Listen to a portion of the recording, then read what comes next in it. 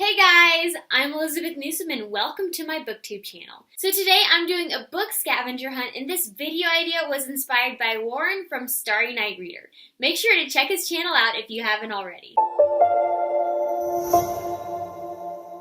So the first thing I have to look for is a book title or an author's name that has a Z in it.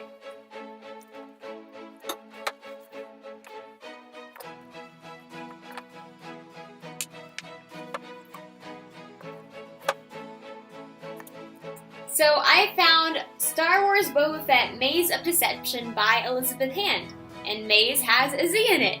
So I'm really glad I found this because I was really running out of at least fiction books to look for with the letter Z in it. Then you need to find a classic, which is pretty easy. I have a little classic section over here. I'm going with Jane Eyre, which is my favorite classic.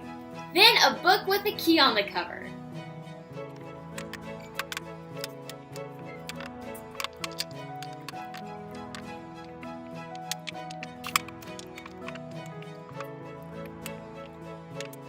I officially don't have a book cover with a key on it, so moving on. Something that's not a book on your bookshelf. Well, I have a few things.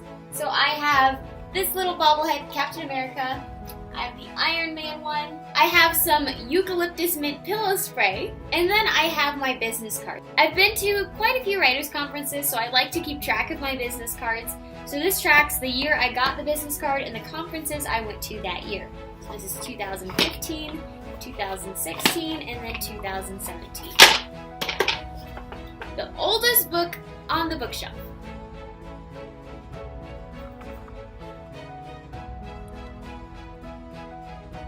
So I guess it depends on your definition of oldest book, like oldest published book or the physical book, which physical book is the oldest. As far as physical books go, I think this probably at least looks the oldest, but I'm not really sure. And then a book with an animal on the cover.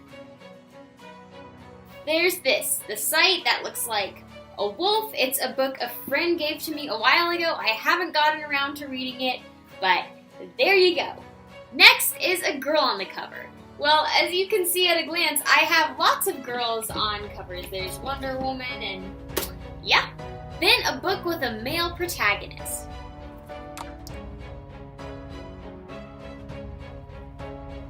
I'd have to choose the Inheritance Cycle series, starting with Aragon. I mean, I know the dragon Saphira is a female, but the guy is a guy.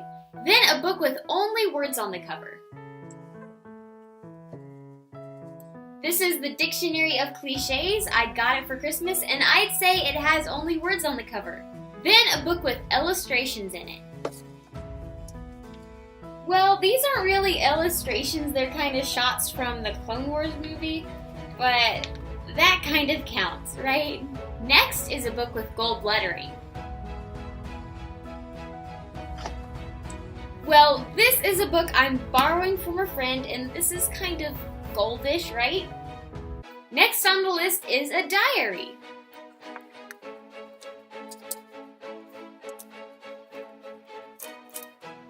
Well, this book, it has the date at the top and it looks like it's in first person, so it's kind of a diary type style book. And this is The Christmas Pearl by Dorothea Benton Frank. Then a book with a common name. I'm gonna go with The Sword.